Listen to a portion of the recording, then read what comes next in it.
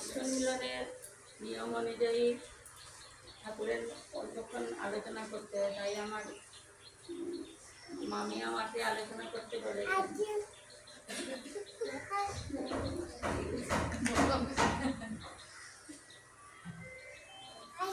ঠাকুর সম্বন্ধে কি বলবো, আমার তো এই কম জ্ঞান নাই, তবুও কখন বলতে হবে বলে দাঁড়িয়েছি আমি।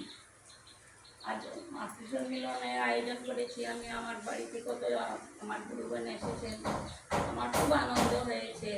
আমি তো সব জায়গায় যেতে পারি না, যাওয়ার ইচ্ছা থাকলেও যেতে পারি না অসুস্থতার কারণে। এখন আমি প্রায় দিনই আমার যাওয়া হয় না, যাওয়ার ইচ্ছা থাকলেও যেতে পারি না। আমি সব গুরুজনদের কাছে আমি মানে ক্ষমা প্রার্থী, আমি যেতে পারি না, কেউ মনে কিছু করবেন না। আমার বাড়িতে এসেছেন, আমি খুব আনন্দিত।